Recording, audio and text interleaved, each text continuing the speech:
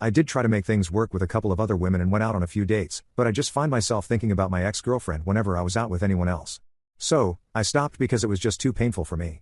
For almost 4 whole years, I haven't said yes to or asked out anyone on a date because I just couldn't. I'd be fine otherwise, but every time I'd even consider going out on a date, my ex's face would pop up in my head like a warning sign.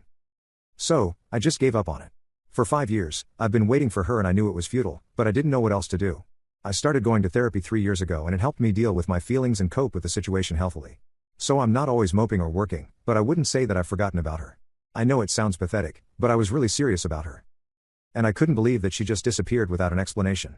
But 2 weeks ago, I overheard a conversation between my brother, 33 male, and my mother, 62 female, when we were visiting her. My brother doesn't live here. He moved to Canada for work when he was 22 and has stayed there ever since. He comes back twice a year for a couple of weeks, but that's about it. This time though, he's been here for at least a month now because our mother is really sick. She's been diagnosed with heart disease and it's serious. So, while my brother was supposed to go back 2 weeks ago, he decided to stay on. My brother and I have been on good terms, but we've never been close per se, and it's mostly been because of the distance.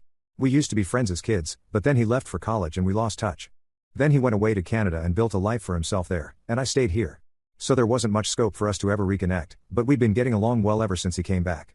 It was nice to have him here, even if it was for our mother's sake.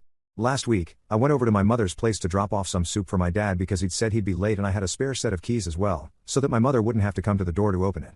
I went in quietly and was about to enter my mom's room to check up on her, but I stopped in my tracks and froze when I heard my mom and brother in there talking about my ex. My ex had a really unique name and we didn't know anyone else by that name. So I was sure that it was her that my mom was asking about. She asked my brother when he was bringing her and the kids down here because she wanted to see them once since she was getting too old and sick to travel now. My brother told her that they'd been trying to think of a way to bring them here without alerting me and said that it's just too risky, which is why they haven't been flown in yet. As soon as my brother said that they were trying to avoid me, I was sure that this was my ex he was referring to. And for a few seconds, I just stood there silently because I couldn't make sense of what I was hearing right now. I left without a word. And once I got home, I decided to log into one of the fake accounts I'd made 5 years ago to do some digging, just to confirm what I already knew. I'd always searched for my ex-girlfriend's name on social media, but never my brother because he told me that he hated social media and wasn't active anywhere. And it never occurred to me either that he might be lying because I'd never even imagined that he and my ex might be linked. I tried to find him by his actual name, but couldn't. So then I used his nickname that our parents called him. And luckily he had a public account on Instagram with around 200 followers. He must have blocked me because I'd never seen this account. I scrolled through it to find several photos of him with my ex and the kid who looked like the spitting image of my ex, apart from the eyes, which looked like my brother's. I think I must have just sat there and wept for an hour because this is where she'd been all along and everyone had known, but they'd helped my brother cover up instead of telling me the truth. For 5 years, my own family had been gaslighting me, even though they knew exactly where my girlfriend was.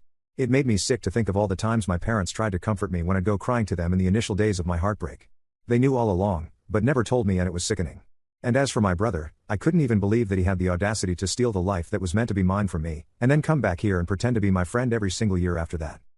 I was disgusted. And I just wanted to cut them out of my life entirely. I didn't want to see any of their faces ever again.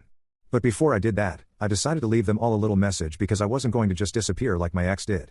I wanted them to know that I knew what they'd done and I was never going to forgive them for it. They'd ruined my life. And for 5 years, they'd refused to do anything to help fix things either. Oh, I'd also found my ex's account from my brother's account and she'd used a completely different name. So obviously I hadn't been able to find her earlier.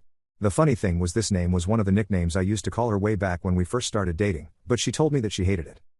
So I stopped and it never occurred to me to try searching for that name either.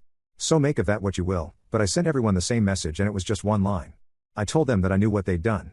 And all I wanted to ask was why? That's it. Because that's all I really wanted to know. These people were my family, my home, and they were supposed to be the ones helping me out in times of trouble. But instead, they'd chosen to hide things from me, lie to me, and just make a total fool out of me. I thought that I'd feel better after sending that text, but I didn't. So I ended up calling up a few of my friends from back in high school, went to the nearest bar and got so drunk that I had to be carried back home. I was in such a state that I didn't even go to work for the next 2 days.